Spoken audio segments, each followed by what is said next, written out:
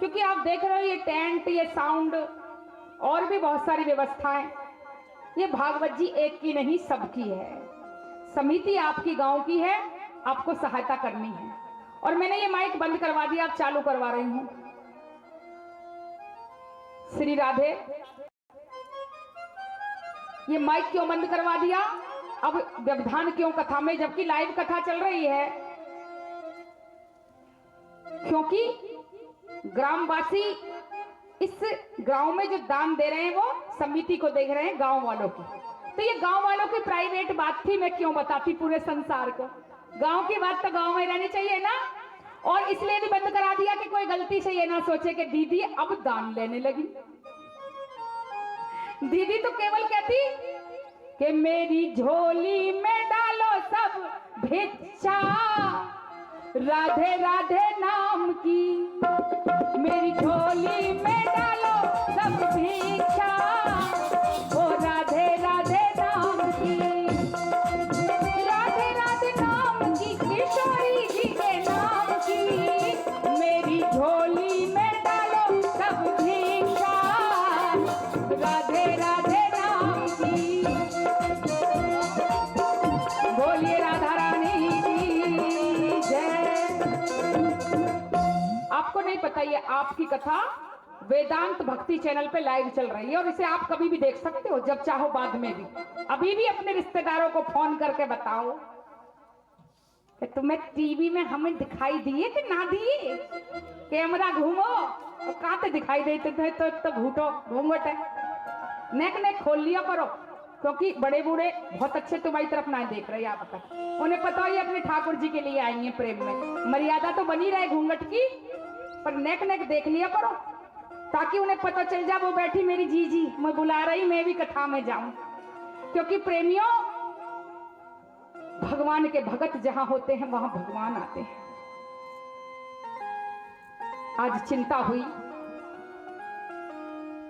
कि सृष्टि अब बनेगी कैसे, क्योंकि धरती को चुरा के तो हिरणाक्ष ले गया और रसातल में छुपा दिया। और उसने चारों तरफ वृष्टा अर्थात मल, जो सुबह सुबह पेट की गंदगी साफ करते हैं ना जाके, उस मल की चारों तरफ दीवार लगा दी। क्यों लगाई ये दीवार? बड़े ध्यान दे के सुनना। क्योंकि देवता केवल सफाई में आते, स्वच्छता में आते, गंदगी में देवता नहीं आते। तो उस हिरणाक्ष ने, राक्षस ने सोचा कि अब देखें देवताओं को ये पृथ्वी कैसे मिले, क्योंकि वे तो गंदगी में आ नहीं सकते। अब कौन आएगा जो धरती को छुड़ा के ले जाए?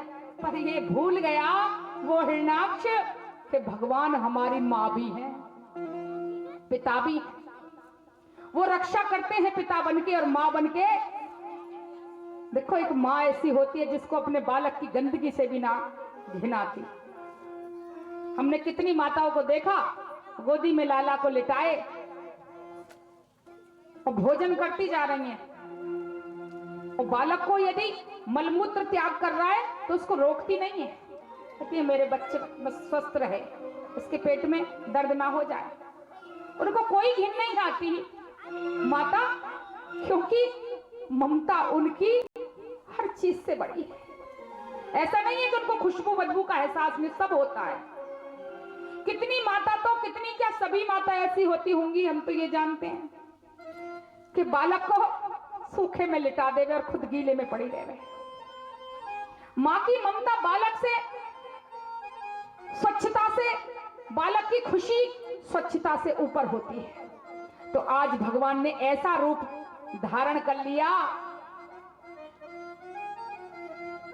अचानक श्री ब्रह्मा जी को छींक आई और उस छींक में से, ब्रह्मा जी की नाक में से एक अंगुष्ठ भर का, अंगूठे भर का एक जीव गिरा और वो देखते ही देखते बराह भगवान के रूप में प्रकट हो गया। बोलिए बराह भगवान की जय। के द्रुत्यम तुम महाभाष्य और रसातलम गतामहि और उर्दर्णीय नुपादत्य योगेशम शाकरम बपु। हे नारायण, हे योगेश, आप ही शौकरम बपू सूकर का रूप धारण करने वाले, बराह का रूप धारण करने वाले आए। और भगवान ने ऐसा रूप क्यों धारण किया?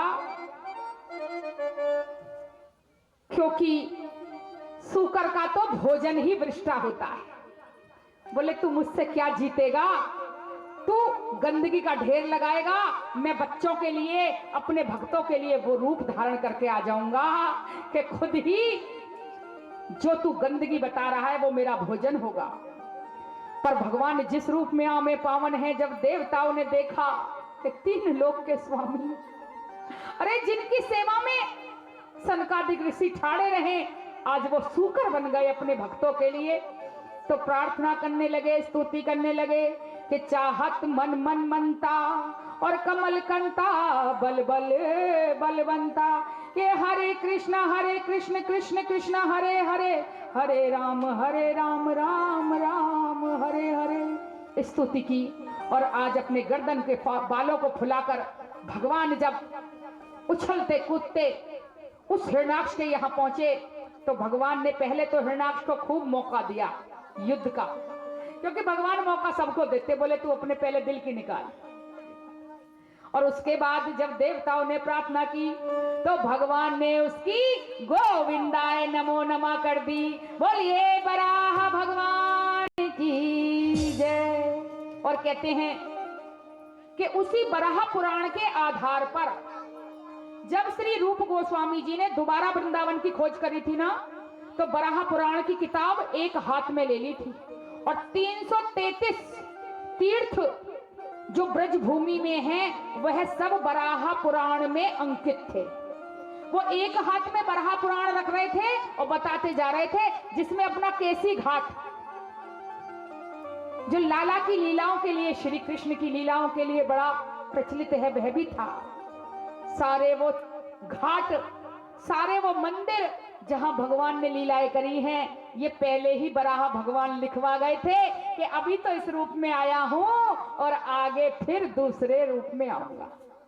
अच्छा, मैंने बताया आपको कि हर घटना हमसे जुड़ी। अब आप कहोगे दीदी बताओ बराह भगवान की घटना हमसे कैसे जुड़ी? सो बंधुओं, ना तो भगवान बराह दया करके पृथ्वी मैया को लाते, ना आप आज पृथ्वी मैया की गोदी में बैठ के ये कथा सुन रहे होते, तो बराह भगवान की कृपा से ही आज हम धरती मैया की गोद में बैठ के कथा सुन रहे हैं। बोलिए भागवत महापुराण की जय। एक बार प्रेम से कह दो राधे राधे। अजी एक बार और कह दो राधे राधे। ये आत्मा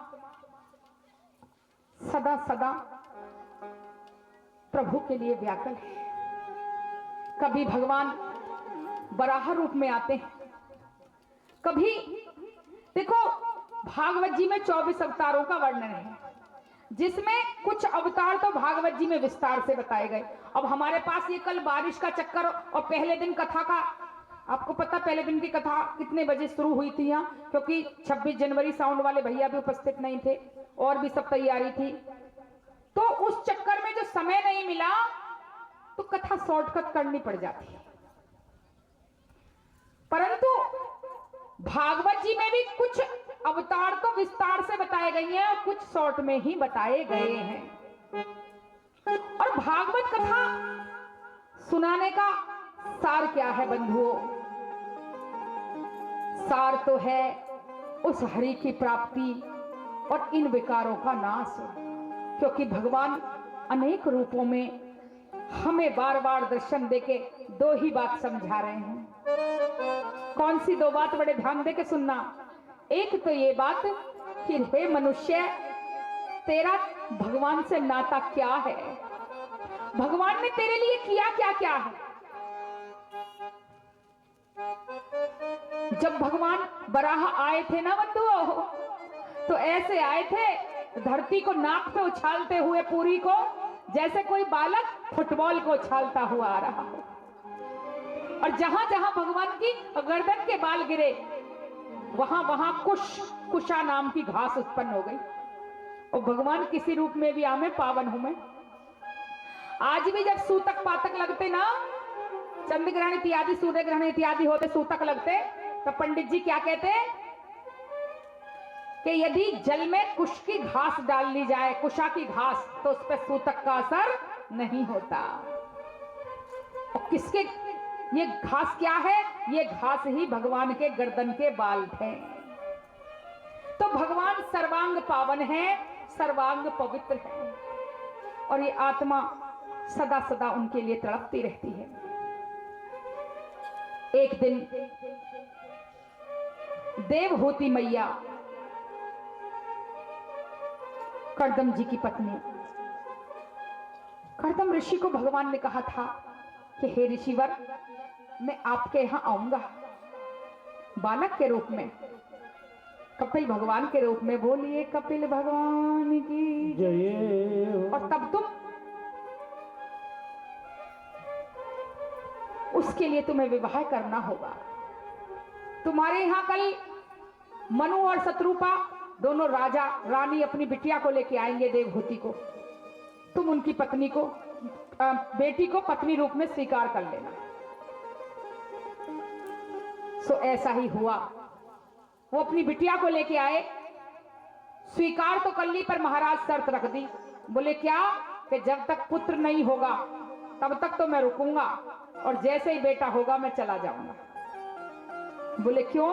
क्योंकि बेटा कोई साधारण नहीं, साक्षात भगवान के रूप में, श्री कपिल देव भगवान के रूप में नारायण ने ही अवतार लिया है। बोलिए श्रीमद् भागवत महापुराण की जय हो। तो विवाह हुआ। माता को 9 कन्याएं हुई, और 9 कन्याओं का विवाह 9 ऋषियों से। कला नाम की कन्या का विवाह ऋषि मरीच से, अनसुईया का ऋषि अत्रि से, श्रद्धा का अंगीरा से, हविर्भु नाम की कन्या का विवाह पुलस्त ऋषि से कर दिया गया, और गति ही नाम की कन्या का विवाह पुलह ऋषि से किया गया। क्रिया नाम की कन्या का विवाह ऋतु ऋषि से। ख्याति भृगु जी की हो गई, अरुंधति वशिष्ठ जी को मिली, और शांति अथर्व जी को। इन्हीं कन्याओं का जब विवाह हुआ, और इधर श्री कपिल देव भगवान का प्राकट्य हुआ।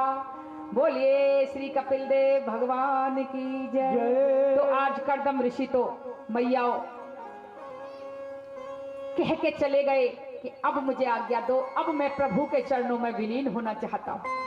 अच्छा, बड़ी सोचने की बात है कि भगवान जिसके घर आ रहे हैं वो छोड़ के जा रहा है। तो सुनिए, कर्दम जी के तो हर वक्त हृदय में भगवान का वास था। संतों के हृदय में तो हर वक्त वास है। प्रेम की चरम सीमा इतनी बढ़ गई थी कर्दम जी की कि भगवान को देखने के बाद 1 मिनट भी जीना मुश्किल हो गया था। बोले प्रभु, कहीं ऐसा ना हो ये कर्दम जी का जो पुत्र के रूप में श्री कपिल देव जी आए हैं, ये भगवान का ज्ञान रूप है। ज्ञान रूप कहाता है। आगे आप सुनोगे श्री कृष्ण भगवान को वो प्रेम रूप है मैयाओं।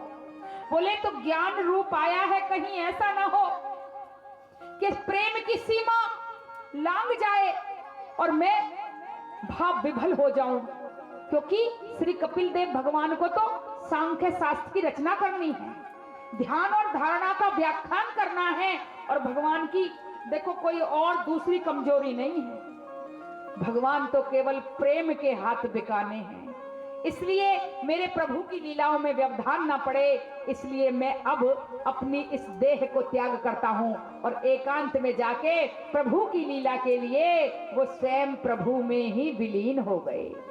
बोलिए भागवत भगवान की जय। एक बार प्रेम से कह दो राधे राधे। मैयाओ एक बार और कह दो राधे राधे। अजी एक बार और कह दो राधे राधे। देखो हाथ ऐसे कहना ही, हाथ एक बार जोर से कह दो राधे राधे। अरे बाबा तुम जो बैठे रहो तनक तो नेक हिले डुले करो, हमारी तो मजबूरी है, हमारी तो यह समझो बोल्ट कस गए, ठाकुर जी ने कस रखे, तुम्हारी थोड़ी ना मजबूरी है। और ना मानोगे ना तुम तो देखो कल है कृष्ण भगवान को जन्म, तो कल एक एक सारे बाबा हो और चाहे सारी गोपी हो चाहे सखाओ, कल सबको नृत्य करना है। आज तो चल जाएगी भैया, कल ना चलेगी। कल तो हमारे जो संगीतकार आज तुमको हल्के दिखाई दे रहे हैं, कल इनको देख लेना।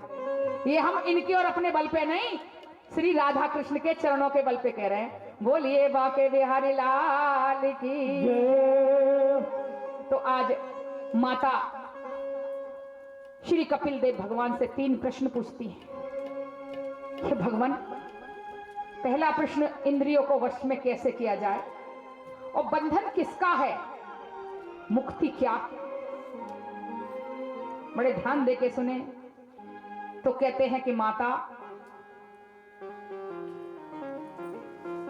आत्मा तो अमर है, वो परमात्मा का स्वरूप है, लेकिन इस माया के कारण हम स्वयं को नहीं पहचान पाते। हमारा स्वरूप क्या है कि नैनम छिदन्ति शस्त्राणि और नैनम दहति पावका।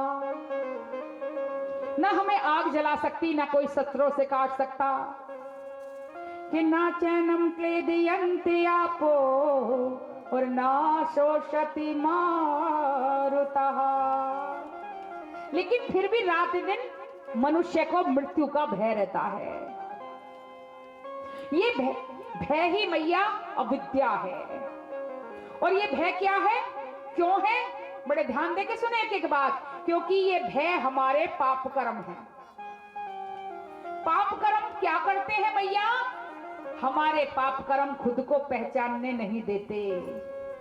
और पाप कर्म एकत्रित क्यों होते हैं, उनका कारण ये विषय लालसाएं हैं। सो हे मैयाओ, ये मन ही भटकाव का कारण है। इस मन को जब तक कंट्रोल नहीं किया जाए, तो कहने लगी कि मैं वही तो जानना चाहती हूं कि ये मन वश में कैसे हो। ये तो सब जाने हैं भैया, कितने ही हमने दारू खोरान को देखो, उन्हें पता है दारू बुरी चीज है, खूब पता, छोड़ना चाहते और छोड़ नहीं पावे।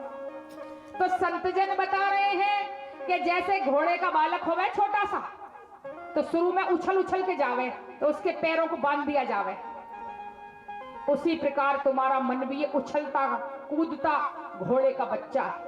इसको पहले शुरू में जबरदस्ती लगाना पड़ेगा। बोले कैसे लगाना पड़ेगा, बोले उसके लिए ही नाम बताया है, बांध दो। और जेवड़ी जो है ना पैरों में, ये पैरों में नहीं हृदय में बांधी जाएगी, मन के पैरों में लगानी है, क्योंकि मन ही तो भागता है। मन ही के सारे नाटक हैं, मन ही खुश करता है। अच्छा, मन ही बेइज्जती का एहसास करावे कि हमारा अपमान हो गया, अब मन ही खुश करवावे, हो हमको सम्मान मिल गया, तिलक हो गया, हमारा नाम मिल गया लोगों ने। ये मन ही सारे ढोंग करता। अगर ये प्रसन्न हो गए तो मैया खुशी के गीत गावे, अगर ये दुखी हो जाए तो उदास कर दे। ये सारा नाटक मन का है, तो इसको नाम की जेवड़ी से बांधो। और देखो आजकल तो श्री प्रेमानंद जी महाराज ने बड़ी कृपा बरसा रखी है। ये कलयुग में ऐसे श्री राधा रानी की कोई सखी, राधा ही स्वरूप है बिल्कुल, ये धरती पे प्रकटी हुई है। घर घर में माला और घर घर में काउंटर, हर वक्त भगत के हाथ में होना चाहिए। क्योंकि मैया भागवत कथा जब तक सुनोगे ये मन थोड़ा पावन भी रहेगा।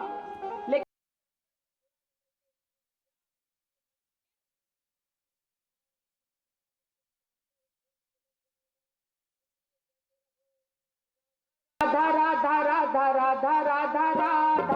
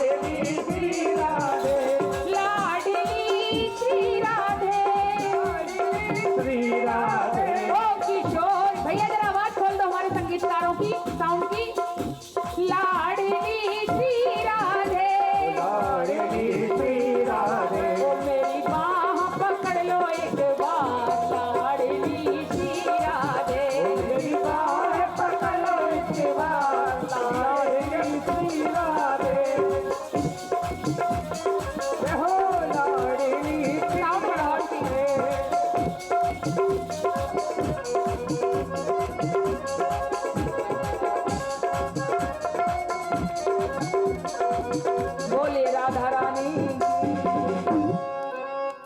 देखो कथा बहुत है ना, इसलिए थोड़ा थोड़ा सा ही भाव दे रहे हैं हम। चिंता ना करो, कल कृपा बनी रहे, भगवान हमारी लज्जा रखें।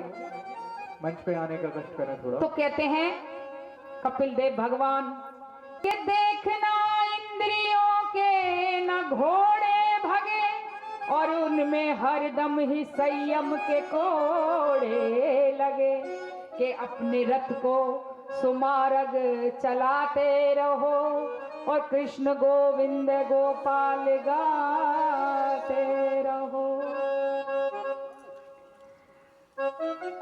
हे मैया, इन सब का कारण केवल ये मन ही है, और इसे योग से ही कंट्रोल कराया जा सकता है। कि योग आध्यात्मिक पुंसामतो निःश्रेयसाय में, और अत्यंतो परित्रर्य दुख से चे सुख से चे। भगवान कपिल देव कहते हैं कि माता, अध्यात्म योग ही मनुष्य के आंतरिक कल्याण का कारण है, क्योंकि इससे दुख की निवृत्ति होती है और सुख सदा सदा के लिए मिल जाता है। क्योंकि सुख दुख कुछ और नहीं मैया, मन की दशा का नाम है। एक राजा ने किसी से कहा, बड़े ध्यान दे के सुनना, एक बार अपने दरबार में राजा ने कहा,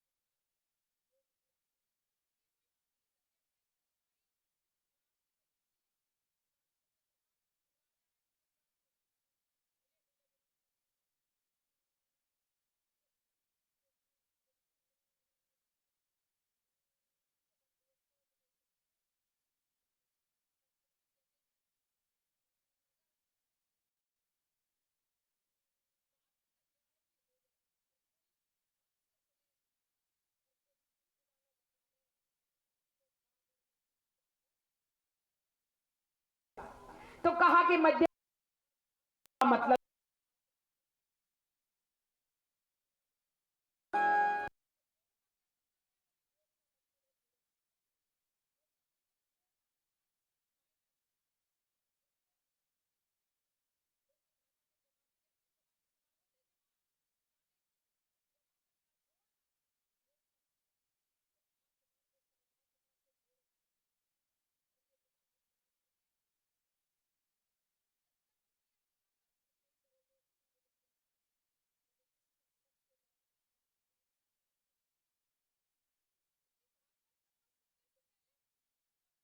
गलती पता नहीं थी।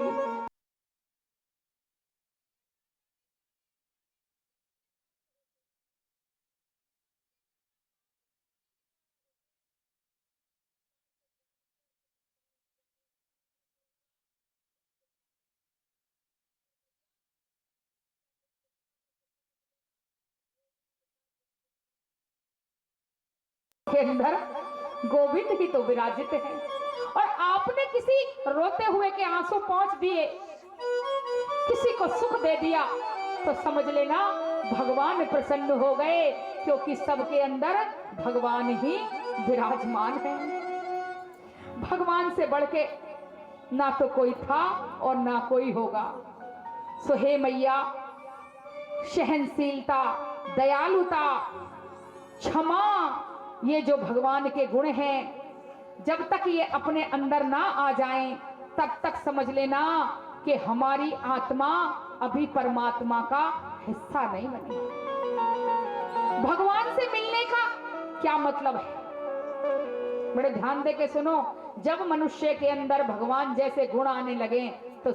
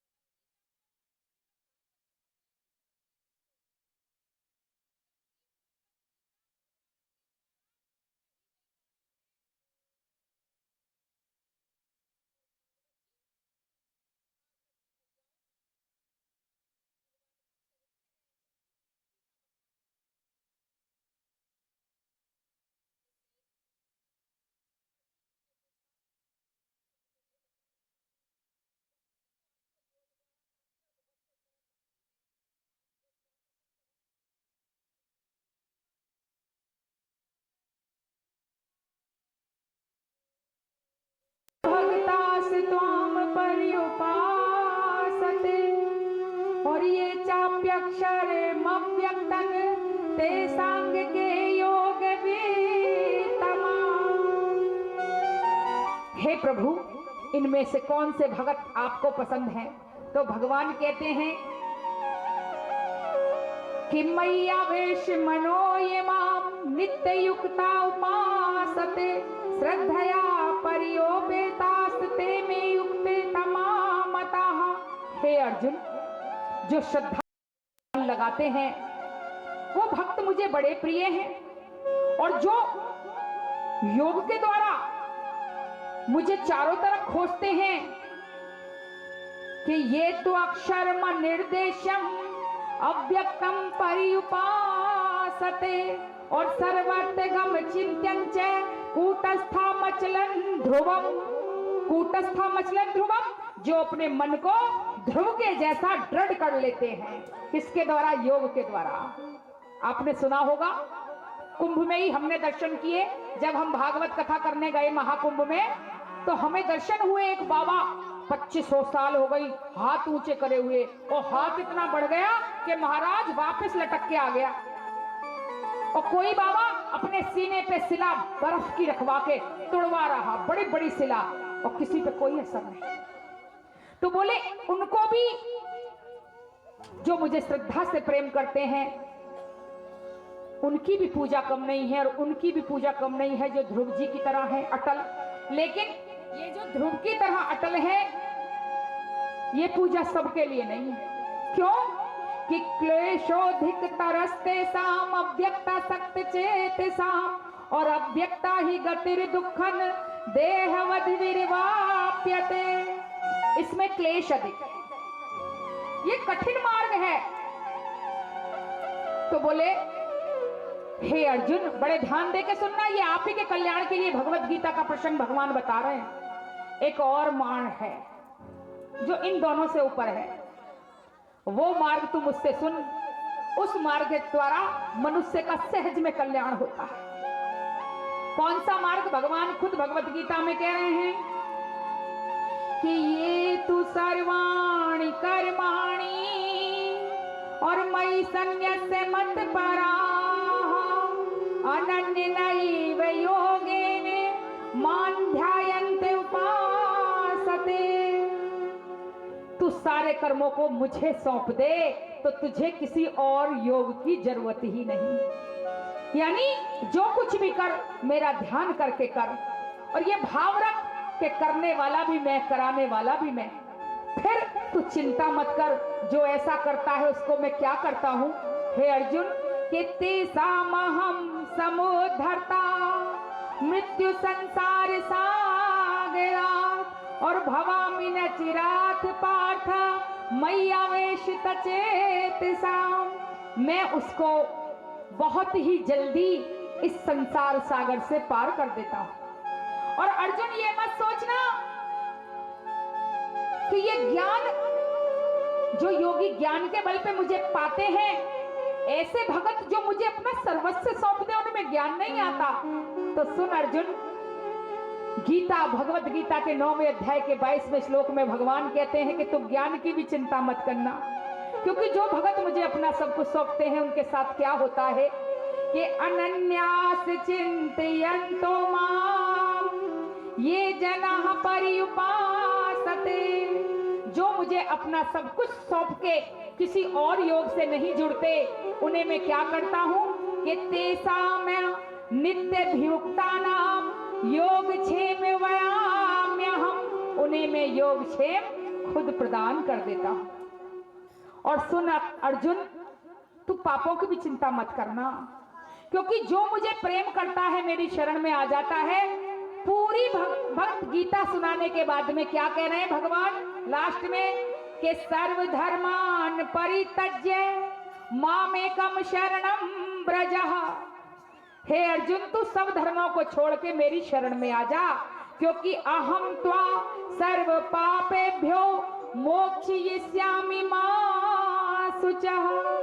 मैं तेरे सभी पापों को पल में ही नष्ट कर दूंगा। सो हे माता, भगवान कैसे हैं कि भगवान खुद बता रहे हैं। देखो, भगवान ने कई बार वो चीज का वर्णन आता है कि अहम भक्ति पराधीनो, मैं तो भगत के वश में हूं।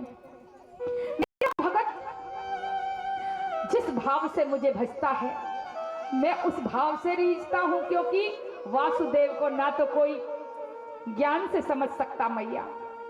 खुद वर्णन आता है भागवत जी में कि वासुदेवा परा ज्ञाना और वासुदेवा परा तपहा और वासुदेवा परा धर्मो और वासुदेवा परा गति। वासुदेव तो ज्ञान से परे, सारे कर्मों से परे, धर्मों से परे, गति से भी परे हैं, और इनको प्राप्त करने का केवल एक ही तरीका है और वह है प्रेम। बोलिए श्रीमद् भागवत महापुराण की जय। आज श्री सुखदेव जी राजा को भगवान के अनेक चरित्र पे चरित्र सुनाए जा रहे हैं। हे राजन, तुम ये मत सोचना कि भगवान केवल तपस्वियों के हैं। अरे, भगवान को पाने के लिए तो कोई उम्र भी नहीं, भगवान को पाने के लिए कोई जाति भी नहीं। ना भगवान स्वच्छता को देखते, ना गंदगी को देखते, क्योंकि अगर स्वच्छता को देखते तो निषाद राज श्री राम भगवान जब पहुंचे तो श्री राम भगवान के चरणों में जो लौट रहे थे तो निषाद राज को अपने हृदय से लगा लेते हैं। और भगवान यदि जाति को देखते तो विदुर की कौन सी जाति थी, दासी पुत्र था। अरे राजन, भगवान तो उम्र भी नहीं देखते। अब कथा सुनाने लगे कि एक राजा था कि प्रिय व्रतो तान पादौ सतरूपापते सुतौ और वासुदेवस्य कलया रक्षायाम जगत स्थितौ। उत्तानपाद राजा, इनके दो रानी हैं, एक सुरुचि एक सुनीति। उत्तानपाद का अर्थ होता है जिसके पांव सर्वथा देखो, दो चीज हैं, एक तो जगत में जगत बढ़ाई होना, और दूसरा होता है भगवान के हृदय में उच्च स्थान होना। तो जिसके पैर समाज में ऊंचे हैं, जिसकी प्रतिष्ठा ऊंची है, उसे उत्तानपाद कहते हैं। तो हे राजन, उनकी दो पत्नी है, और ये उत्तानपाद की दोनों पत्नी, देखो जब जब भागवत में पत्नी अक्षर आएगा तो आपको समझा दूं पत्नी का अर्थ यहां पे क्या है। पत्नी का अर्थ है बुद्धि, क्योंकि उत्तानपाद कोई और नहीं, हमारे ही अंदर बैठा है। उत्तानपाद के पैर ऊपर की तरफ है, और जब हम माता के गर्भ से निकलते हैं तो मैया हमारा भी शीश ही पहले जगत में आता है, पैर ऊपर की तरफ होते हैं। ये सुनीति और सुरुचि बुद्धि है। सुनीति मतलब सुंदर नीति वाली, जो शास्त्रों के अनुसार बुद्धि आपको कार्य करावे, वह सुनीति। और सुरुचि मनमानी मौज मस्ती करने वाला जो व्यक्ति होता है, समझ लो वो अपनी बुद्धि सुरुचि का गुलाम होता है। तो सुनीति बड़ी धैर्य वाली थी और सुरुचि मनमानी करने वाली। लेकिन जगत में अक्सर बाहरी आकर्षण को ज्यादा महत्व दिया जाता है, अंदर के आकर्षण को, अंदर के प्रेम को समझने वाला मैया कोई नहीं। तो आज सुनीति के कहने पे, सुरुचि के कहने पे सुनीति को वन में निकाल दिया गया, और यहां संतों की टोली आई। सुरुचि ने खूब सेवा करी। संत भगवान ने कहा देवी कुछ मांग लो। तो सुरुचि क्या मांगती है? कहती है मेरी जो बहन, किसके लिए कह रही है? जिस सौतन ने घर से निकलवाया उस सौत के लिए कह रही है कि मेरी बहन और उनके जो स्वामी है उनका जीवन सुख से गुजरे, इसके लिए बस मेरी झोली में इतना डाल दो कि मेरे पति के यहाँ मेरी बहन के द्वारा पुत्र की प्राप्ति हो जावे। मैं यही चाहती। जब संतों ने सुना तो आंखों में आंसू आ गए। देवी, जिस पति ने तुम्हें छोड़ दिया और जिस सौत ने घर से निकलवा लिया, तुम उसकी गोद भरने के लिए प्रार्थना कर रही हो। तो सुनो, उसके तो बेटा होगा होगा, लेकिन आशीर्वाद देते हैं कि तुम्हारे भी बेटा होगा। बोले क्या कह रहे हो महात्मा हो? मेरे स्वामी ने मुझे त्याग दिया। बोले चिंता मत करो, वो अति शीघ्र आएंगे, हमारा आशीर्वाद है। और राजा शिकार खेलते खेलते रास्ता भूल गए और एक दिन वहीं पहुंच गए जहां पत्नी झोंपड़ी डाल के रहती, जंगल में दूर। राजा के पैर में कांटा लग गया था। बोले हम यहाँ के महाराज हैं, अति शीघ्रता से हमारे पैर में बड़ी पीड़ा हो रही है, थोड़ा जल पिलाओ। वह आवाज को पहचान गई सुरुचि, मेरे स्वामी आए हैं, और जाके आज जल ले गई। और जल ले गई, इतनी प्रेम उसके मन में है, जिस राजा ने उसको निकाला कि बंधुओं उसकी आंखों से आंसू निकलने लगे और आंसुओं से राजा के चरण धुलने लगे। ऐसे आंसू बहे कि कांटा निकल गया, अपने आप बह गया, सीधे कांटे की जगह पे आंसू आके गिर रहे। राजा ने देखा, अरे ये देवी कौन है जिसने मेरी पीड़ा मिटा दी, और ये रो क्यों रही है? और सुरुचि की तरफ जो राजा ने देखा तो देखते रह गए, ये तो मेरी पत्नी है। हे देवी, मैंने तुमको बड़ा दुख दिया, अब चलो महलों में। बोले नहीं, मैं आपके जीवन को खराब नहीं करना चाहती। अगर मैं महलों में जाऊंगी तो आप दोनों में कलह होगी। तो राजा कहने लगे तुम भी तो मेरी पत्नी हो, सुनो मैं तुम्हें नया महल बना के दूंगा। और नया महल बना के वो पति के साथ रहने लगी। पुत्र की प्राप्ति हुई, पुत्र का नाम रखा ध्रुव।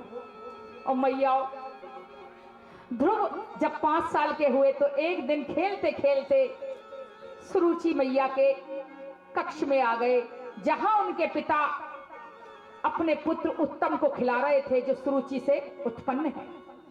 कि एकदा सुरुचे पुत्र मन मारो मिला ले, और उत्तमम नार ध्रुवम राजाभिनंदतः।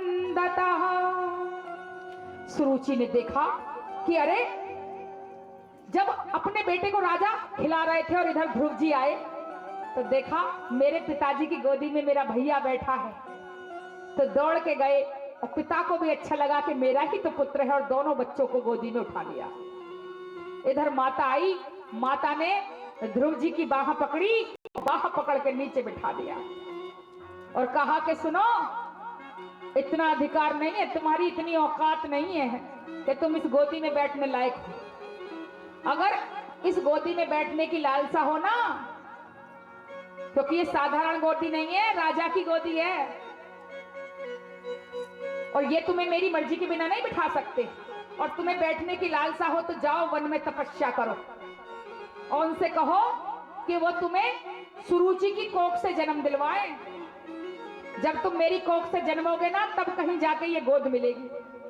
और रोता हुआ बालक अपनी मां के पास आया, कहा मैया एक बात बताओ, पिता की गोद से बड़ी कोई गोदी होती है क्या? क्योंकि जिसको पिता का प्यार ना मिला हो ना, ये दर्द वही समझ सकता है। बोले हाँ बेटा, पिता की गोद से भी एक बड़ी गोद होती है, वो है भगवान की गोद। बोले माँ, तो फिर ये बताओ भगवान जी मिलेंगे कैसे? माँ तो समझ नहीं पाई, शुरू में मुस्कुरा पड़ी, बेटा इतनी बड़ी बड़ी बात क्यों कर रहे हो? नहीं माँ बताओ तो सही। बोले बेटा वो तो बड़ी मुश्किल से मिले। बोले मिलेंगे या नहीं मिलेंगे? बोले मिलते जरूर हैं, लेकिन उसके लिए बेटा वन में जाना पड़ता, तपस्या करनी पड़ती।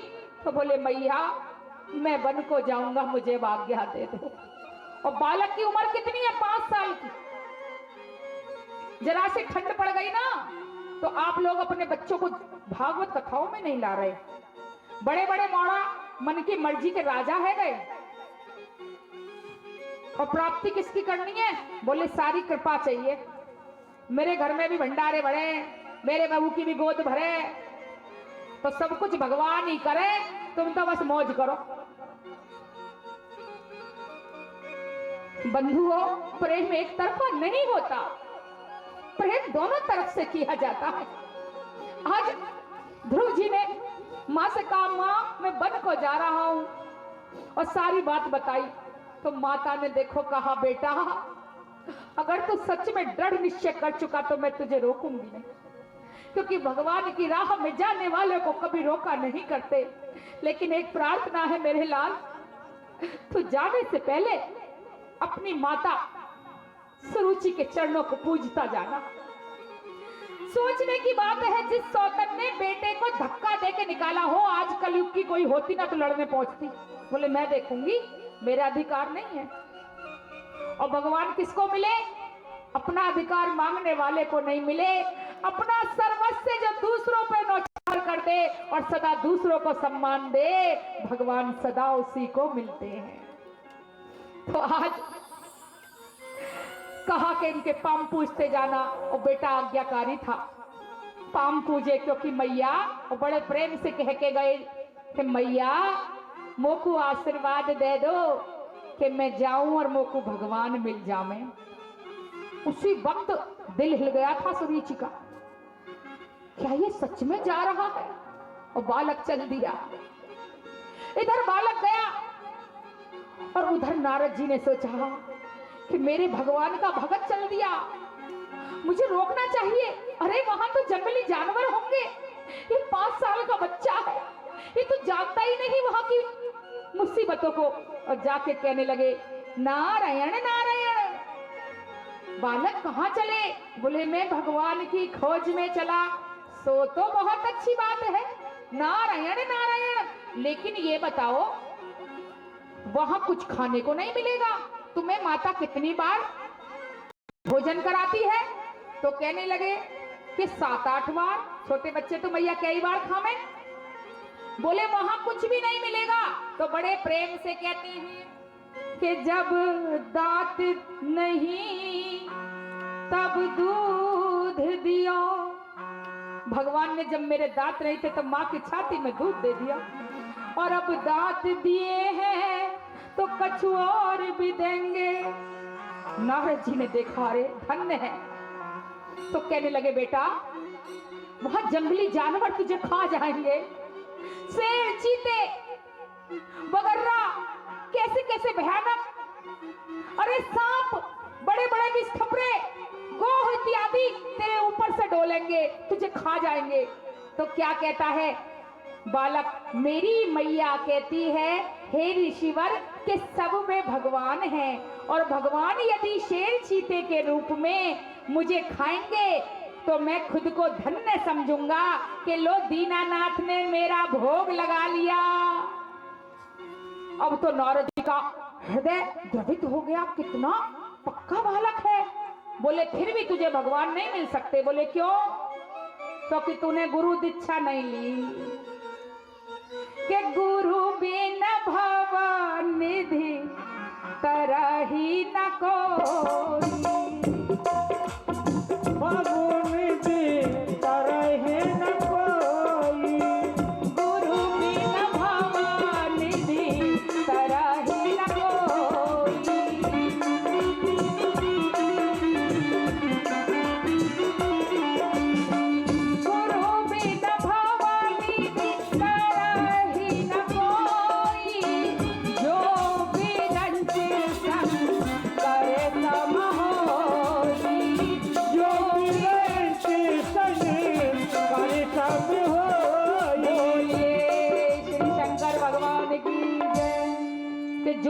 शंकर भगवान जैसा विरंच मतलब विरक्त भी हो ना, योगी भी हो, वो भी बिना गुरु दीक्षा के भगवान की प्राप्त नहीं कर सकता।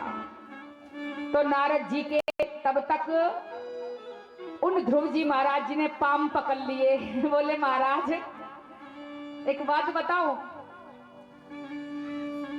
गुरु तो भगवान की कृपा ही प्रदान कर सकती है। बोले जब ऐसे गुरु पर आ गए हैं तो ऐसे गुरु को छोड़ के मैं कहां जाऊंगा, और आपके चरणों में बैठा, आज से आप ही मेरे गुरु पर हैं, मेरे सिर पे हाथ धर दो। गुरुदेव ने देखा, 2 लाइन बस, पूरा नहीं गाऊंगी, कि मेरे सिर पर रख दो गुरुवर, हो मेरे सिर पर रख दो गुरुवर, अपने दोनों हाथ, और देना है तो दीजिए जन्म जन्म का साथ। लाला बजा मत, क्योंकि समय कम है, कथा बहुत है। और देना है तो दीजिए जन्म जन्म का साथ। चरणों में लेट गए, प्रसन्न हो गए और मंत्र दे दिया। कौन सा मंत्र? देखो जिनके अभी तक जिनको दीक्षा नहीं मिली है वो इसी मंत्र को गुरु मंत्र समझ के, क्योंकि व्यासपीठ गुरु स्वरूप है, गुरु दीक्षा समझ के भी धारण कर सकते हो, क्योंकि मंत्र की शक्ति भजने में है और विश्वास में है। जितना विश्वास से भजोगे मंत्र कारगर होगा। कौन सा मंत्र? आओ हम भी मिलके उसका जाप करें कि ओम नमो भगवते वासुदेवाय, ओम नमो भगवते, ओम नमो भगवते वासुदेवाय, ओम नमो भगवते वासुदेवाय, ओम नमो भगवते वासुदेवाय, ओम नमो भगवते वासुदेवाय, ओम नमो भगवते वासुदेवाय, ओम नमो भगवते वासुदेवाय, ओम नमो भगवते वासुदेवाय, ओम नमो भगवते वासुदेवाय। बोलिए श्री भागवत भगवान की जय। गुरु मंत्र मिल गया और आज वो बालक जाप करने लगा। वो कितनी कठोर तपस्या करी कि कुछ दिन तक तो केवल फलों पे रहे और कुछ दिन तक फल भी बंद कर दिए। मैया केवल जल पे कि तिरा तांते प्राप्ते कपिथ बदराशनः, और आज महात्म व्यत्यो सारेण मासम नित्य अर्चनम हरि। और 5वें महीने में आके जल भी छोड़ दिया, केवल श्वास ले रहे के 5वें मास्यानुप्रापते जित श्वासो निपात्मजः। इधर भगत कहते हैं जो जो करता है भगवान भी वही करते हैं, क्योंकि भगत जो भाव रखते हैं भगवान वही भाव रखते हैं। अगर आप जाड़े में बैठे कथा सुन रहे हो ना मैया, तो भगवान भी यही आसन डाल के बैठे आप लोगों को निहार रहे हैं। तो आज कह दिया, इधर भगवान करने लगे, पहले भगवान ने भी भोजन छोड़ दिया, भगवान ने भी केवल जल का पान शुरू कर दिया और भगवान भी श्वास ले रहे। लेकिन अब तो गजब हो गया, इस बालक ने 6ठे महीने में श्वास लेना भी बंद कर दिया और इधर भगवान ने श्वास लेना बंद कर दिया। और भगवान की श्वास कौन है? ये वायु ही भगवान की श्वास। आपने देखा था सारी साइंस धरी रह गई थी जब कोरोना काल में ऑक्सीजन की कमी हो गई, सारी साइंस फेल हो गई थी भैया। भगवान के तो एक इशारे से साइंस फेल होती है। तो जो साइंस में ज्यादा बिलीव करने वाले ना, वो समझ ले कि आखिरकार उनको लौट के हरि के चरणों में ही आना है। भगवान से बड़ी कोई शक्ति नहीं है। साइंस भी तभी समझ में आवे जब भगवान की कृपा होवे। भगवान की कृपा ना होवे तो साइंस भी समझ में ना आएगी। सो आज भगवान ने अपनी सांस रोक ली, इधर सांस रुकी, उधर संसार में सांसें रुक गई, हवा रुक गई। लोग त्राहिमाम सरकार चिल्ला उठे। देवता कहने लगे जाओ प्रभु, दया करो प्रभु, अब दर्शन दो, अब नहीं सही जा रही। और भगवान आज वाह प्यारे से बालक के सामने गरुड़ पे सवार होके प्रकट हो गए। बोलिए श्री हरि भगवान की जय। बालक ने देखा और मैयाओ बालक समझ में ही नहीं आ रहा, भगवान आ गए, अब मैं क्या करूं? खुशी के मारे हंसने लगा। वो हंसा, उसे देख के भगवान हंस पड़े। भगवान को हंसता देख के संत महात्मा हंस पड़े, देवता हंसने लगे, खुद श्री सुखदेव भगवान हंसने लगे और परीक्षित महाराज भी हंसने लगे। पर मैया सबके हंसने का कारण अलग है। भगवान बालक तो यूं हंसे कि मैं करूं क्या भगवान, आप आ गए, अब तक तो मुझ पे मंत्र था, इसलिए मंत्र था कि आप आ जाओ। देखो यही होता है भगत के साथ। मंदिर जाओ, कहीं दूर जाओ, वैष्णो देवी जाओ, कहीं दूर जाओ, सोच के जाते ये मांगेंगे, ये कहेंगे, ये करेंगे, माँ से बोलेंगे, और सामने जाओ तो माँ के प्रेम के सिवा कुछ याद नहीं रहता। तो आज बालक को नहीं पता कि जब भगवान आ जाते हैं तब क्या करते हैं। भगवान नहीं आते तब तक का तो पता है, पर भगवान आ जाए तो क्या करे। तो खुशी के मारे हंसने लगा, इतना खुश हंसे। और भगवान ये सोच के हंसे, कितना भोला बच्चा है, देखो मैं ठाड़ा हूं, ये हंस रहा है, ना कछु आरती ना स्तुति, हंसे जाए। और देवता क्यों हंसे? अरे मांग ले, भगवान सामने खड़े, पागल, वरदान मांग ले। संतियों हंसे कि जिसके सामने भगवान खड़े हैं और भगत भगवान के सामने हैं, ये कितनी सुंदर झांकी है। और श्री सुखदेव जी क्यों हंसे? अरे अब मांगने को बचा ही क्या है, जब 3 लोक के स्वामी साक्षात दया भाव में सामने खड़े होके हंस रहे हैं, मुस्कुरा रहे हैं, तो क्यों अब कोई कुछ मांगेगा। और परीक्षित जी क्यों हंसे? वो यूं हंसे, वाह रे गुरुदेव भगवान, आपने तो ऐसी कथा सुनाई कि हमें यूं नहीं लग रहा कि हम कथा सुन रहे हैं, हमें तो यूं लग रहा है कि झांकी दिखाई जा रही है और सारी लीला हमारी आंखों के सामने ही घटित हो रही है। तो आज भगवान ने अपना शंख जैसे ही उनके माथे से छुलाया, ज्ञान प्रकट हुआ और उन्होंने भगवान की श्लोकों के द्वारा स्तुति की। बोलिए श्री हरि भगवान की जय। और आशीर्वाद दिया कि तुम्हें अचल राज्य तो मिलेगा ही। मेरे धाम में तो आज भी कहते हैं सुबह ही सुबह ध्रुव तारा दिखाई देता है उत्तर दिशा में, वो स्थान तो अटल स्थान तुम्हें मिलेगा, लेकिन इसके साथ साथ तुम अनेक वर्षों तक राज्य करोगे। ये मेरी आज्ञा है, जाओ तुमने बड़ी तपस्या की बालकाल में, अब सुख भोगो, राजकाज करो। और अब जो वो बालक आया लौट के, तो सबसे पहले आरती को थाल लेके मैया सुनीति मैया के साथ साथ सुरुचि मैया खड़ी, क्योंकि जिस दिन से पैर छू के गया था, देखो हमारी नफरत किसी का दिल नहीं बदल सकती, पर हमारा प्रेम पत्थर में भी भाव उत्पन्न कर सकता है। उसी दिन से घबरा रही थी कि मुझसे क्या पाप हो गया, जरा सा बच्चा वन को चला गया और जाते जाते मुझसे कह गया मैया बबू आशीर्वाद दे दे। मैंने किसका दिल दुखाया? तो आज आरती को थाल लेके आई, क्योंकि तुलसी बाबा बड़े प्यारे शब्दों में कह गए, हो जा पर कृपा राम की होई, ता पर कृपा करही सब कोई। राम सिया राम सिया राम जय जय राम, राम सिया राम जय जय राम। और भगवान ने भी कह दिया, हो निर्मल मन जन सो मोहि पावा,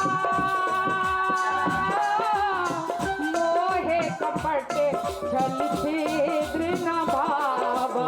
राम सिया राम जय जय राम, सिया राम जय जय राम।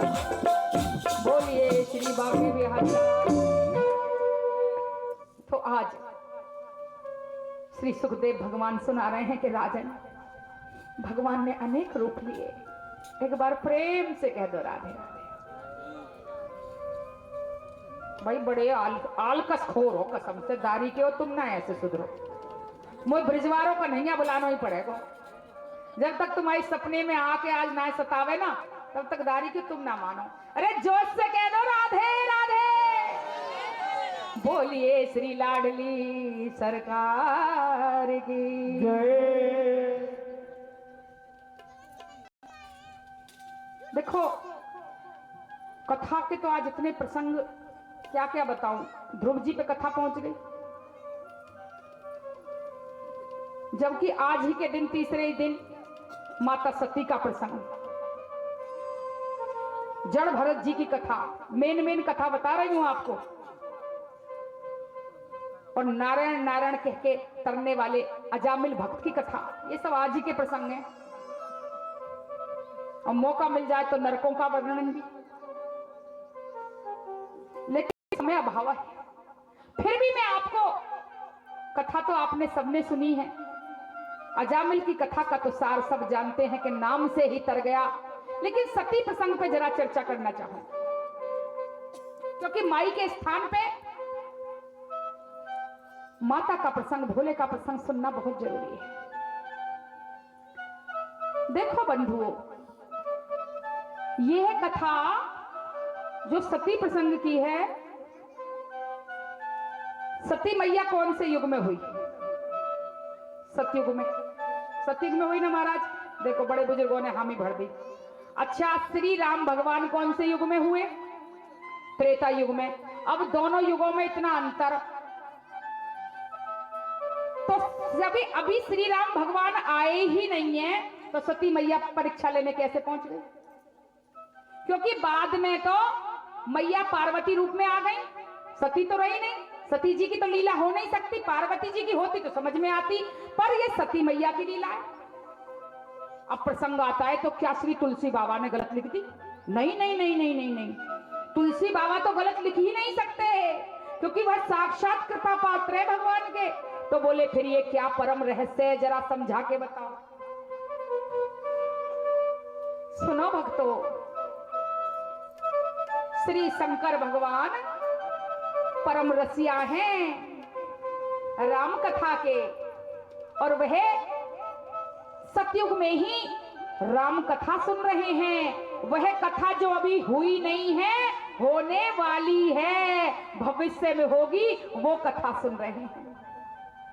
और वो कथा सुनते सुनते ऐसा भाव बना, जब वर्णन आता है कि भगवान श्री राम यहां वहां अपनी जानकी को ढूंढते हैं और कहते हैं, पशुओं से, पौधों से, मृगों से कहते हैं कि हे खग मृग हे मधुकर सैनी, हे खग हे मगे मधुकर सैनी, हे खग मृग हे मधुकर सैनी, हे खग मृग हे मधुकर सैनी, तुम देखी सीता मृग नैनी, तुम देखी सीता मृग नैनी। बोले राजा राम सरकार की जय। तो भगवान की जब इस कथा का विरह का वर्णन कर रहे थे तो भोले बाबा से विरह नहीं सहा गया। ये भाव जगत की कथा है, भाव में हो रही है। अभी कथा सुन रहे हैं, त्रेता आया नहीं है, श्री राम हुए नहीं है, केवल भविष्य की बात बता रहे हैं कि भविष्य में भगवान इतना दर्द झेलेंगे। और जब ये सुना तो शंकर भगवान का कलेजा फट गया। शंकर भगवान समाधि में जाने लगे, मूर्छित होने लगे, क्योंकि प्रेम, अपने प्रेमी का प्रेम नहीं सहा जाता। सच्चा प्रेमी अपने लिए कितना भी कष्ट सह सकता है, पर अगर अपने प्यारे को कांटा भी चुभ जाए तो प्रेमी बर्दाश्त नहीं कर सकता। तो भोले बाबा से सहा नहीं गया, मूर्छित अवस्था में आने लगे। और माता ने देखा, रे अगर प्रभु समाधि में चले गए तो प्रलय अभी आ जाएगी। इन दोनों को रोकने के लिए मुझे इसी लीला में कुछ करना होगा। और माता भोले बाबा को ही लीला दिखा रही है जानबूझ के।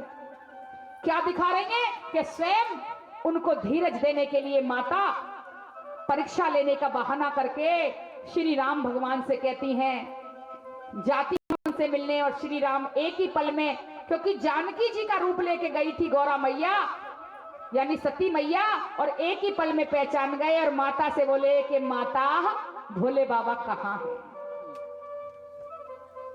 अब भोले बाबा को होश आया। अब भोले बाबा को होश आया और कहा प्रेम में कि तुम जिस दर्द को सहोगे वो दर्द मैं भी सहूंगा। और बंधुओं, इधर माता का एक नाम था दक्षिणी, राजा दक्ष की बेटी। और राजा दक्ष ने अपमान कर दिया था भोले बाबा का, सब जानते हैं। यज्ञ कराया और भोलेनाथ को ना बुलाया। और बात जरा सी थी कि एक सभा में सब गए, पर राजा दक्ष घमंड लेके गए मन में कि मैं दक्ष हूं। तो भोले बाबा ने सबको प्रणाम किया, पर वो राजा दक्ष को नहीं किया। गणों ने पूछी, बोल शंकर भगवान की जय। गणों ने पूछी, बाबा आप तो भोलेनाथ हो, सबको प्रणाम करते, सबको झुकाते शीश, तो आपने अपने ही ससुर जी को शीश क्यों नहीं झुकाया? तो बाबा ने बड़ा सुंदर उत्तर दिया, इसलिए नहीं झुकाया क्योंकि मैं किसी को शीश नहीं झुकाता।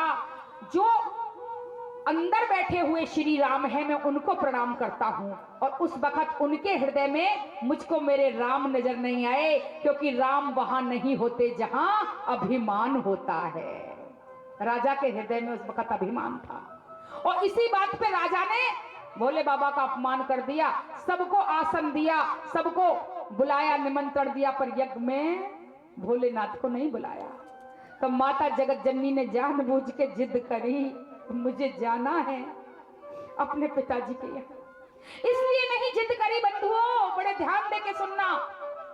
कुछ मूर्ख लोग तो अपनी पत्नियों से कह देते, मैंने सुना है कि देखो माता ने अपने पति की बात नहीं मानी, कैसे पछताई, तो भी मेरी बात मानियो।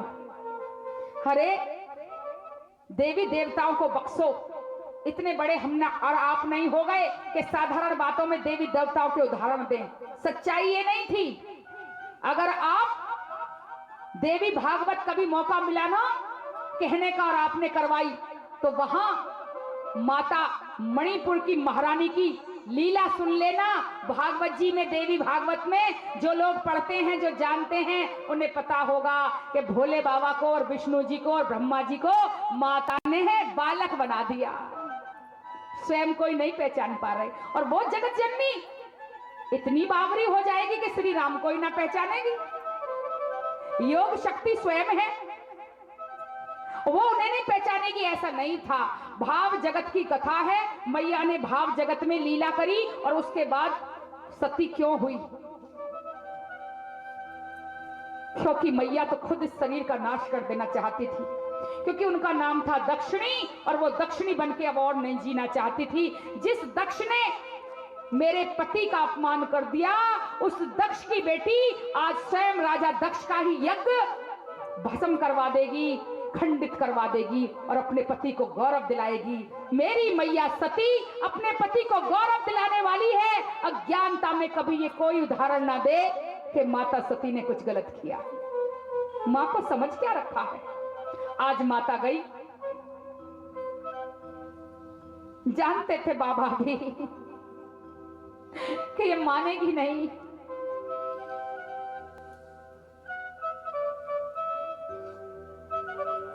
बहुत रोका पर रोनी तो होके रहती। और आज माता ने उस यज्ञ में अपने प्राणों की आहुति दे दी और सदा सदा के लिए अपना प्रेम अमर कर दिया। बाबा माता के शव को लेके यहां वहां विचर रहे। स्वयं नारायण ने देखा कि प्रेम में बाबा की दशा क्या हो गई। अरे प्रेम सीखना है तो भोले बाबा से सीखो। अपनी पत्नी को कोई इतना प्रेम नहीं कर सकता। आप लोगों को तो पता नहीं कौन सी शिक्षा समाज ने दी है। माता को पानी ले जाओगे तो बड़े खुश होगे और कई समाज के सामने बीवी को पानी देना पड़ जाए तो बेइज्जती लगती है। सच्ची बात है, हंसने की बात ना है भैया, सिखाया गया है, ये ट्रेनिंग है। पत्नी ले जाए पति को पानी तो आज्ञाकारी, और जबकि अर्धांगिनी है, अर्धांगिनी कहलाती है, और पति ले जाए तो बेचारा सबकी सर मन कर रहा होगा अकेले में चाहे पाम दाब देगा तो सबके सामने तो बेइज्जती करेंगे। गांव बारे कंगे जोरू को गुलाम। तो जरा प्रेम देखना है तो बोले बाबा का देखो। उन्हें आज किसी की परवाह नहीं, अपने पत्नी के सबको बाहों में लेके आज यहां से वहां वो भोला भंडारी भटक रहा है। श्री विष्णु भगवान से देखा ना गया और सुदर्शन चक्र लेके उस सबके टुकड़े टुकड़े कर दिए और जहां जहां वो टुकड़ा गिरा वहां वहां मैया रानी का स्थान बना और माता के शक्तिपीठ बने। बोलिए जगदम्बे मैया की जय। काली मैया का स्थान कलकत्ता में जहां मैया के केस गिरे, नैना देवी जहां मैया के नैन गिरे, ऐसे ही शक्तिपीठ बनते गए। बोलिए जगदम्बे मैया की जय। एक बार प्रेम से कह दो राधे राधे, एक बार और कह दो राधे राधे। तो आज राजा सुना रहे हैं, राजा को सुना रहे हैं श्री सुखदेव जी कि राजन, पूरी भागवत कथा का जो सार तत्व है वह क्या है? अगर आपसे कोई एक अक्षर में पूछे तो भागवत कथा का सार क्या है? वह है प्रेम। प्रेम के बुलावे पे भगवान आए और भगत है तो भगवान है। प्रहलाद जी महाराज ने आज खंबे में से भगवान को प्रकट करा दिया। हिरण्याक्ष का भाई हिरण्यकशिपु, कथाएं तो भैया कहने पे आ जाए तो हम सच बता रहे, पूरी हमें तो भाव आ जाए पूरी रात नहीं हिलेंगे, लेकिन हमसे प्रार्थना करी गई है कि दीदी 5 साढ़े 5 बजे तक आरती, इसलिए नाम ले दिए हैं हमने इन कथाओं के। और शॉर्ट में अब प्रहलाद जी की कथा आपको सुना के उसके बाद एक भजन पे नचा के आपको आरती। बोलिए बांके बिहारी लाल की जय। वरना कथा तो छोड़ो बाबा जी, सच बता रही हूं, आज के दिन तो हम नरसी को भात सुना और नरसी को भात ही किलो 2.5 घंटा से कम में 3 घंटा से कम में जब भाप बने ना 3 घंटा तो नरसी को भात ले कथा अलग रहे। आपके श्री शास्त्री जी, श्री जयप्रकाश शास्त्री जी जो पूज्य व्यास जी महाराज यहाँ पे कई बार, और उन्होंने ही हमको आपसे जोड़ा है, हम तो उनको अपना बड़ा भैया मानते, उनसे आप पूछ लेना कि जब धाम पे कथा होती है हम लोगों की तो 8-9 घंटे से कम में कथा पूरी नहीं होती, पूरे 8-8 घंटे तक कथा चलती है और भगत बड़े भाव से सुनते रहते क्योंकि वहां व्यवस्थाएं होती हैं पूरी। आप लोग भी बड़े भाव से सुन रहे, कहते हैं आधी घड़ी, उसमें भी पुण्याद। लेकिन आप जरा भी अगर भाव में कमी रख लोगे तो जरूर मुश्किल हो जाएगी।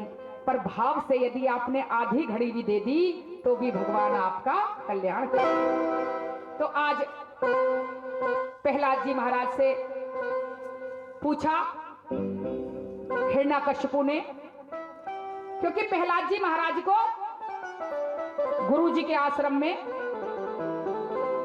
भर्ती करवा दिया और कहा कि ये बड़े होके हमारी गद्दी संभालेगा और हम राक्षस कुल के राजा हैं, तो जितनी भी राक्षस की गतिविधि है इन्हें समझा दो। लेकिन प्रहलाद जी महाराज तो जब अपनी मां की कोख में थे और उनके पिताजी तपस्या कर रहे थे, उसी वक्त बंधुओं नारद जी आए और उनकी माता को अपने साथ लिवा के ले गए।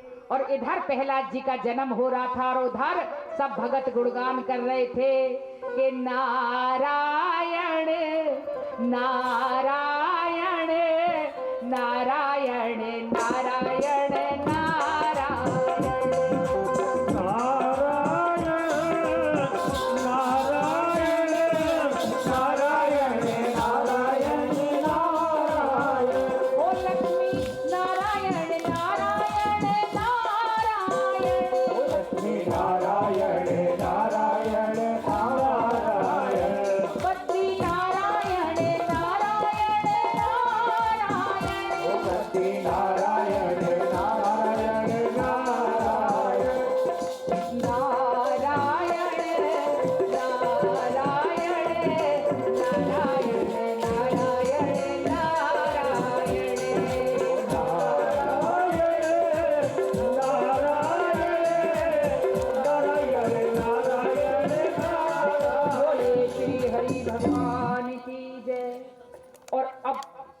इनको पूर्ण भगत बना के नारद मुनि जब उनके पिता तपस्या से आए, और पिता ने तपस्या में क्या मांगा ब्रह्मा जी से कि ना मैं दिन में मरूं ना रात में मरूं, ना अस्त्र से मरूं ना शस्त्र से मरूं, ना घर के अंदर मरूं ना बाहर मरूं, ना मनुष्य से मरूं ना जानवर से मरूं, यहाँ तक के साल के 12 महीने में से भी किसी में से ना मरूं। तो भगवान ने कह दी तथास्तु ऐसा ही हो।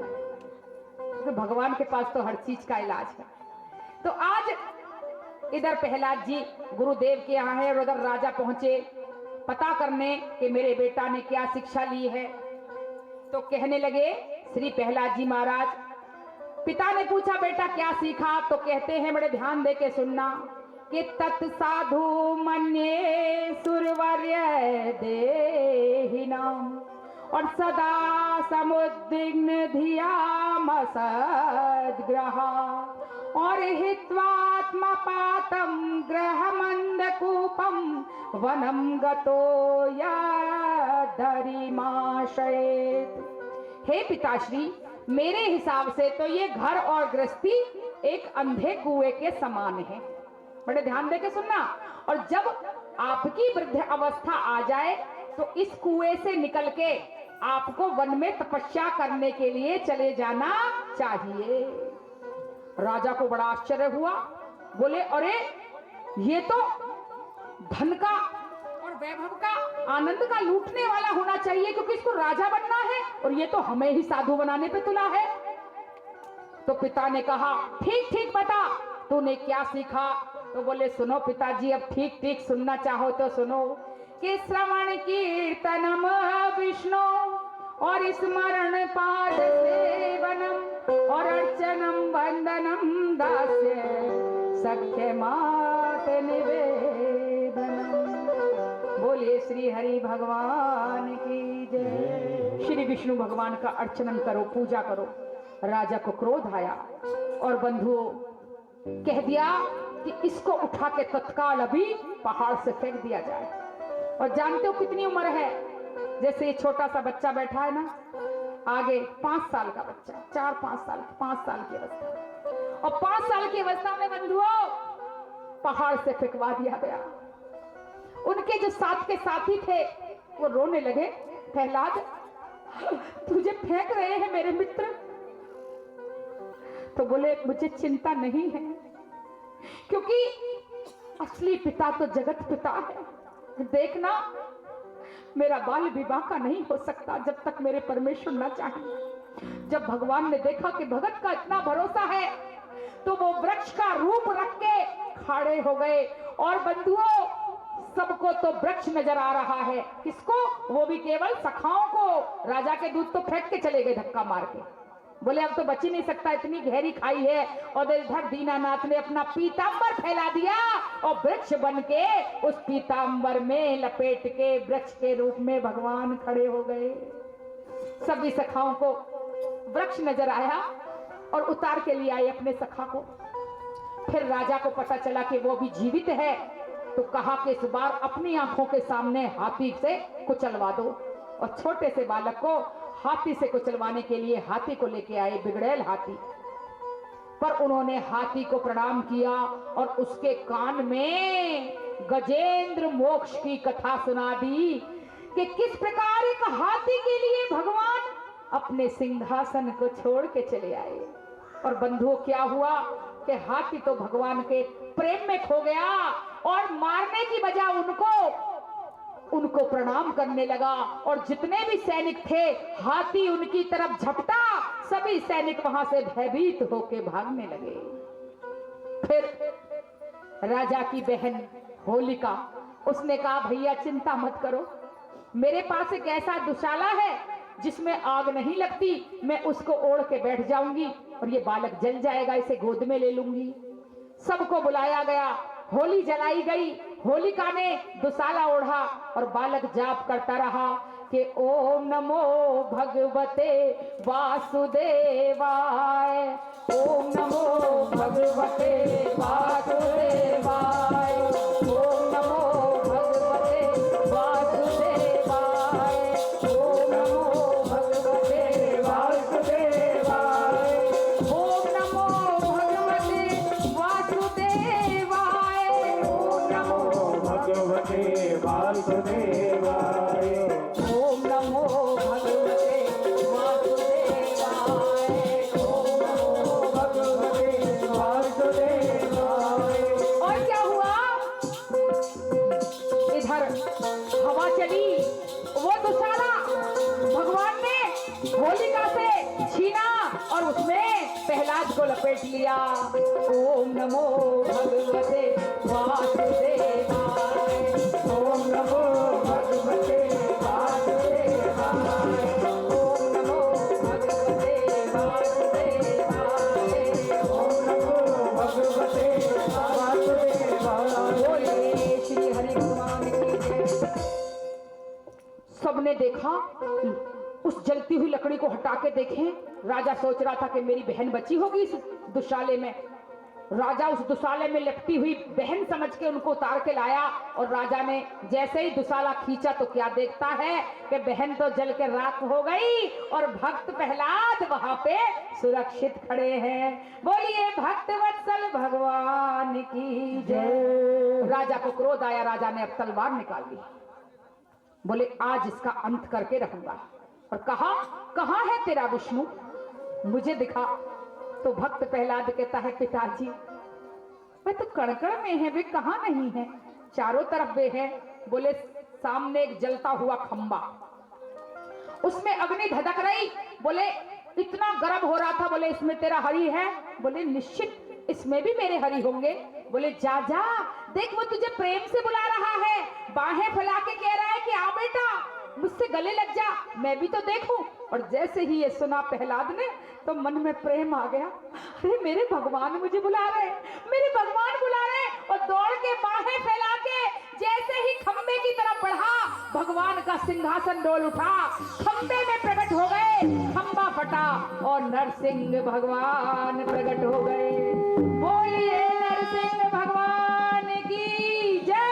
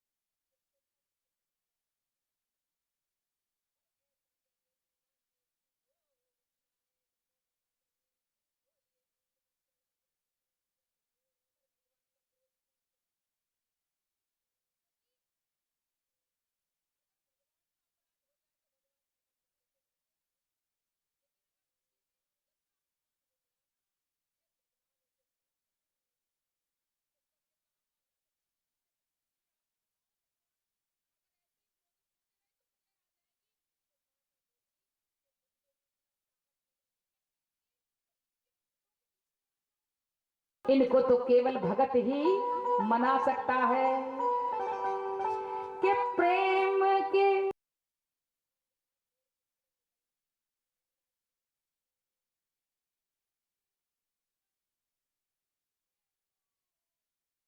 बंध गए प्रेमियों।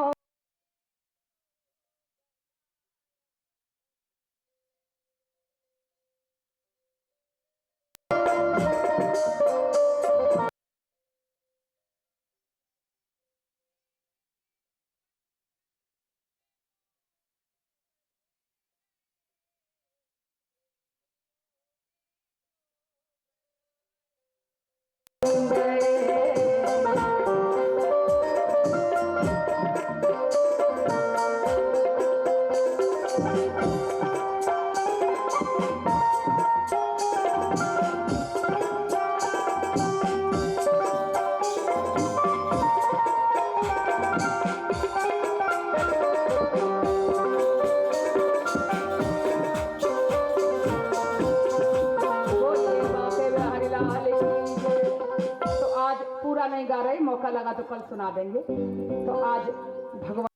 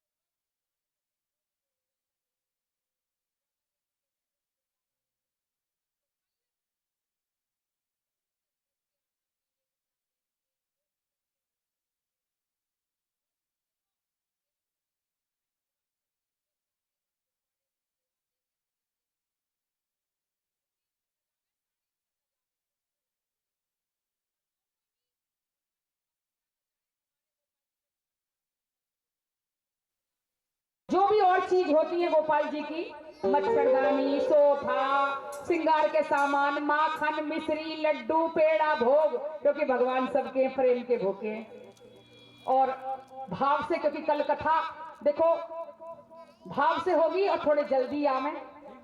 हमारे 12 बजे को ऑर्डर है, मेरे प्रभु मेरे करवा दीजो, क्योंकि पता कन्हैया प्रभु जी बड़ी चाल चले, कबो पंडित जी लेट, कभी पूजा भाव से हो रही है, पहले दिन साउंड वाले लेट, क्योंकि 26 जनवरी, गलती किसी की नहीं निकलती। अच्छा पंडित जी महाराज भी आज महाराज पूरे प्रसन्न करके आए भगवान को, तभी तो बादल घूम घूम चले जा रहे।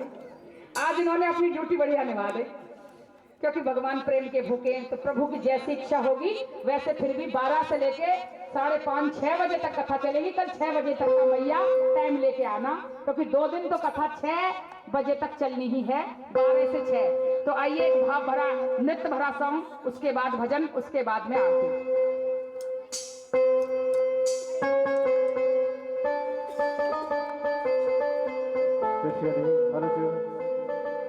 एक बार प्रेम से कह दो राधे राधे। बोल बाके बिहारी लाल की जय हो। तो आइए जो हमारी राधा रानी को मानते हैं,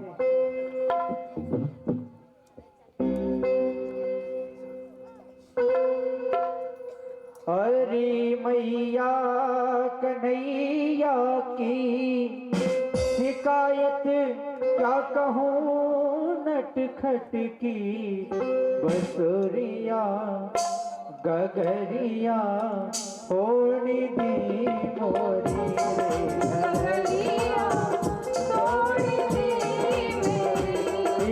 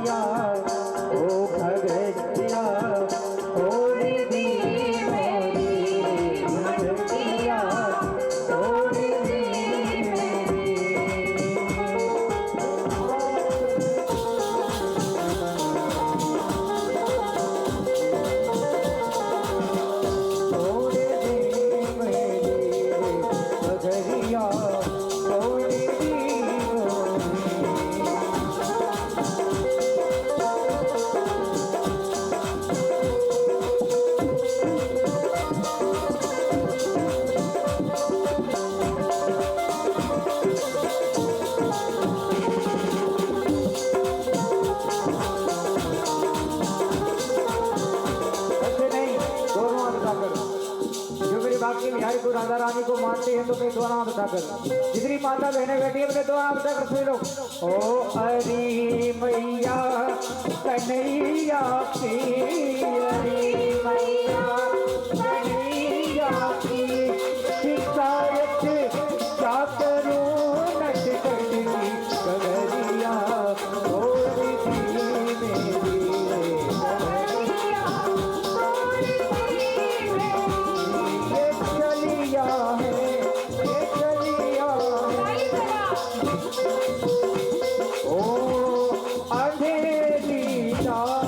तुम्हें आकर मेरा माखन चुराता है,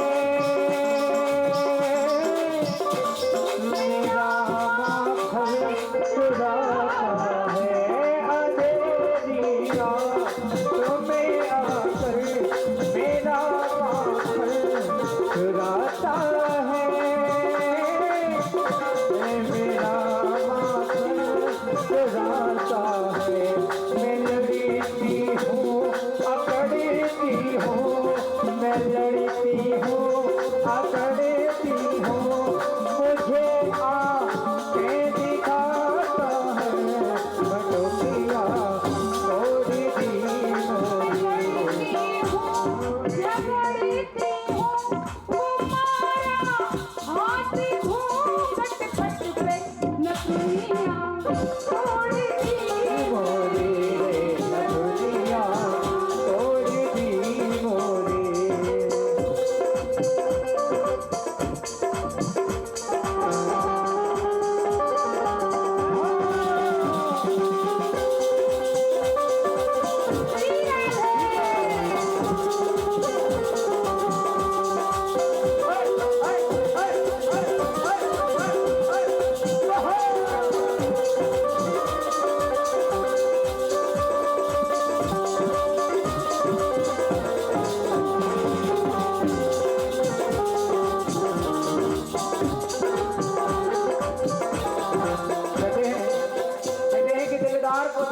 दिलदार बने रहना। कहते हैं कि दिलदार को देखना है तो दिलदार बने रहना। अरे मिले जख्म सहने कुछ तैयार बने रहना। और लोग तुम्हें पागल दीवाना कहेंगे, अरे लोग तुम्हें पागल दीवाना कहेंगे इस बात के बिहारी के प्यार में। अरे पागल बने हो तो लगातार बने रहना। कहते हैं कि बिना प्रकाश की उजाला हो नहीं सकता, कहते हैं कि बिना प्रकाश की उजाला हो नहीं सकता, और बिना दिल का कोई दिलवाला भी हो नहीं सकता। अरे जो ना बजाए मेरी बाकी बिहारी के भजनों में ताली, अरे जो ना बजाए मेरी बाकी बिहारी के भजनों में ताली, वो मेरे बाकी बिहारी का दीवाना भी हो नहीं सकते। यदि सभी लोग दीवाने हैं तो दोनों हाथ उठाकर सुन लो। ओ अरे मैया कन्हैया की, अरे मैया कन्हैया की शिकायत क्या कहूँ नट कट की मुरलिया थोड़ी दी मेरी मुरलिया थोड़ी दी चुनरिया की शिकर मेरी, चुनरिया की शिकर मेरी के मारा दुनिया तोड़ दी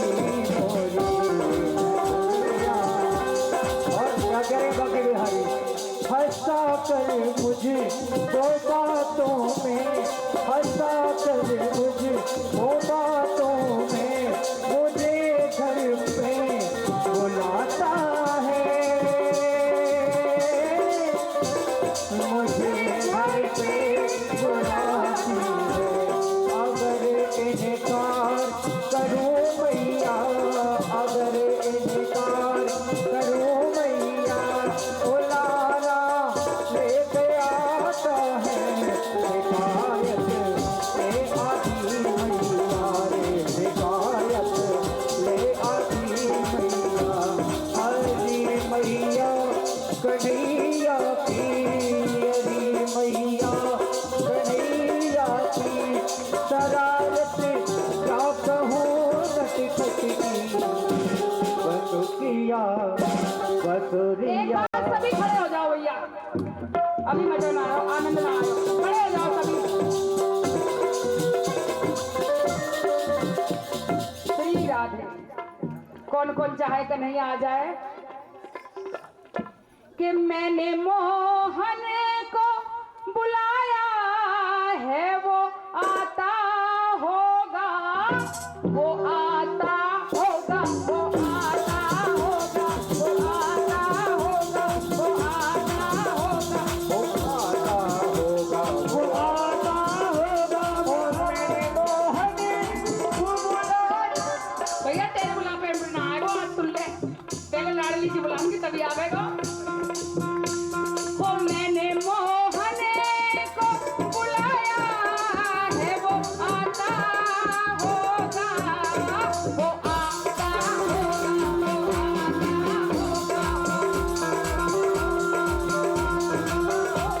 ये वाला बंद करो स्टाइल, बिल्कुल। वो आता होगा, वो आता होगा, वो तुम भी आना, वो तुम भी आना मेरे घर आज तमाशा होगा, वो तुम भी आना मेरे घर आज तमाशा होगा। वो मैंने मोहन को बुलाया है, वो आता होगा, वो मैंने मोहन को बुलाया है, वो आता होगा, वो आता होगा, वो आता होगा, वो आता होगा, वो आता होगा, वो आता होगा। और भगत क्या कहता है?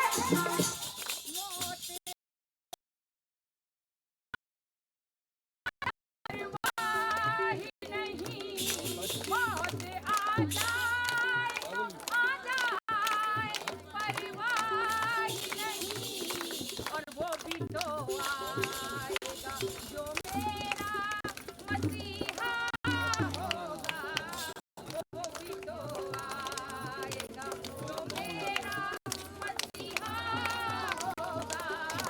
और मैंने मोहन को बुलाया है, वो आता होगा, वो मैंने मोहन को बुलाया है, वो आता होगा, वो आता होगा, वो आता होगा, वो आता होगा, वो आता होगा। मैंने मोहन को बुलाया है, वो आता होगा। वो बुलाया है, वो आता होगा,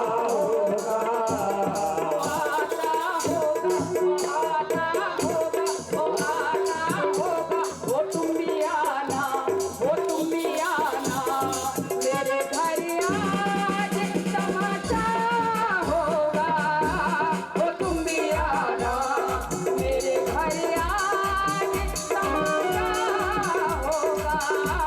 और मैंने मोहन को बुलाया है, वो आता होगा, मोहन को बुलाया है, वो आता होगा, और जब भगवान आएंगे तो क्या होगा? वो सावन होगा, होली होगी, सावन होगा, होली होगी, और आज सूरज में होली रे रसिया। रज में होली रे रसिया। भैया देखो, बरसाने वाले को बुलाना होना चाहिए। एक तो तुमने रुपया पैसा इतने कम दे दिए, और हम तो यूट्यूब पे कमेंगे, नहीं तो सब समझेंगे दीदी की कथा में रंग नहीं है। संगीतकार तो बहुत बढ़िया है, कमीन में ना है, पर इनकी हमारी सेटिंग ना है। बेचारे पहली बार हमारे साथ काम कर रहे, हमने नजदीक के बुलाए, कोई बात ना है, भाव तो दे सको। अगली बार को व्यवस्था अच्छी कर लेना, भाव तो दे सको, तदारी की हो, घूंघट मार मार के ऐसे होली हो मैं ब्रज की।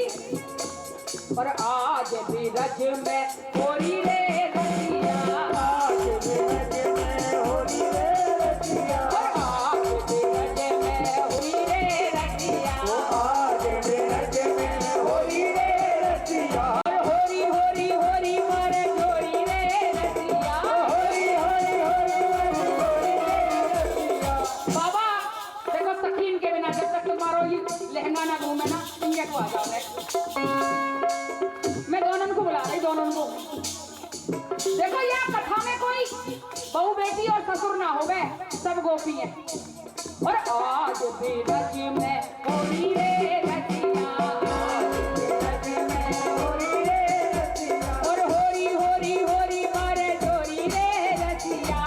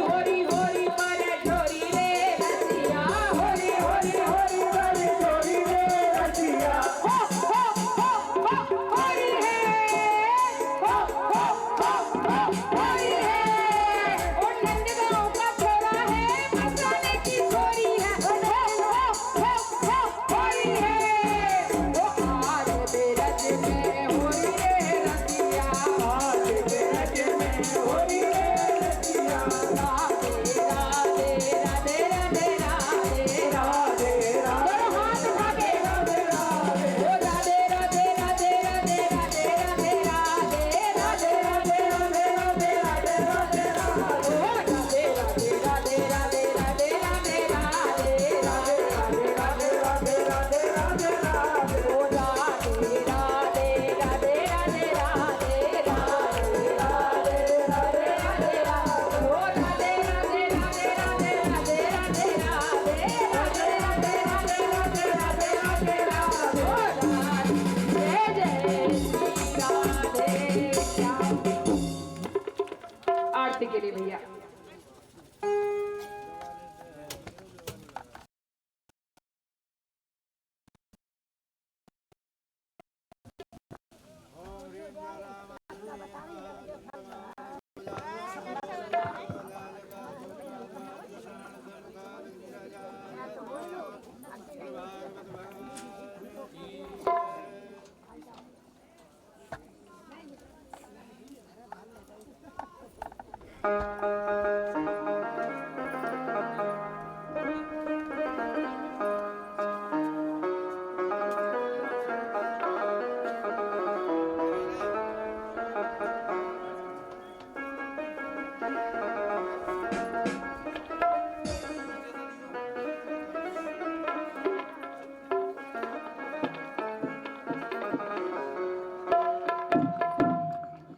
जय श्री राधे।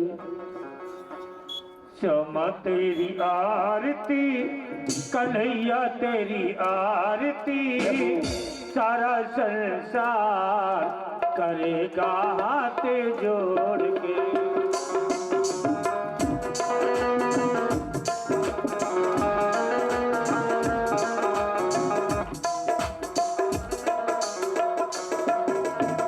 क्षमा तेरी आरती कन्हैया तेरी आरती सारा संसार करेगा हाथ जोड़।